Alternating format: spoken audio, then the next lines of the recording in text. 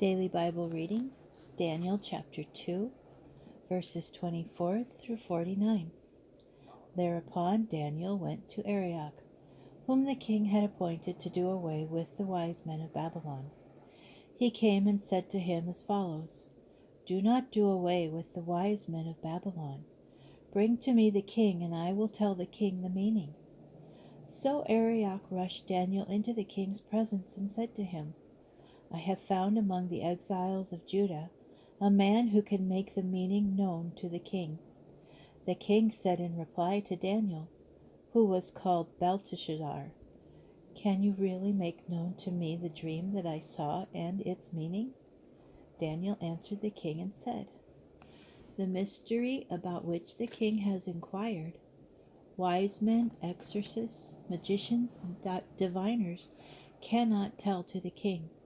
But there is a God in heaven who reveals mysteries, and he has made known to King Nebuchadnezzar what is to be at the end of days. This is your dream and the vision that entered your mind in bed. O king, the thoughts that came to your mind in your bed are about future events.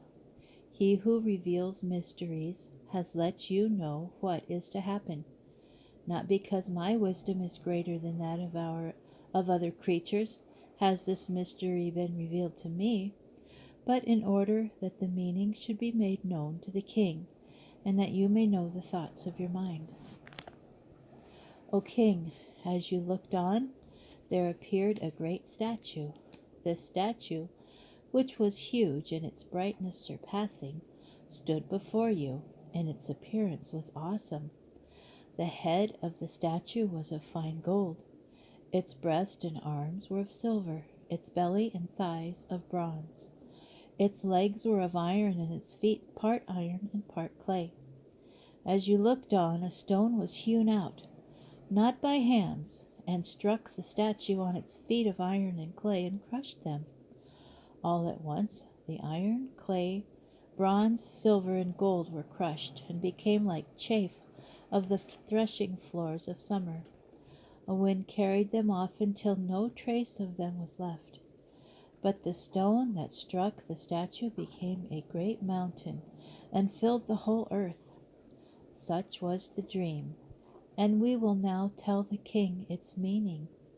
You, O king, King of kings, to whom the God of heaven has given kingdom, power, might, and glory, into whose hands he has given men, wild beasts, and the fowl of heaven, wherever they may dwell, and to whom he has given dominion over them all. You are the head of gold, but another kingdom will arise after you, inferior to yours. Then yet a third kingdom of bronze, which will rule over the whole earth.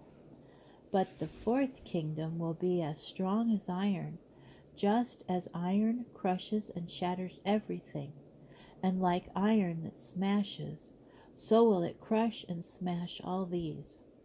You saw the feet and the toes, part potter's clay and part iron. That means it will be a divided kingdom. It will have only some of the stability of iron, inasmuch as you saw iron mixed with common clay, and the toes were part iron and part clay. That means the kingdom will be part strong and in part brittle. You saw iron mixed with common clay. That means they shall intermingle with the offspring of men, but shall not hold together, just as iron does not mix with clay. And in the time of those kings, the God of heaven will establish a kingdom that shall never be destroyed, a kingdom that shall not be transferred to another people. It will crush and wipe out all these kingdoms, but shall itself last forever. Just as you saw how a stone was hewn from the mountain, not by hands, and crushed the iron, bronze, clay, silver, and gold. The great God has made known to the king what will happen in the future. The dream is sure and its interpretation reliable. Then King Nebuchadnezzar prostrated himself and paid homage to Daniel, and ordered that a meal offering and pleasing offerings to be made to him. The king said in reply to Daniel, "Truly your God must be the God of gods and Lord of kings and the revealer of mysteries, to have enabled you to reveal this mystery."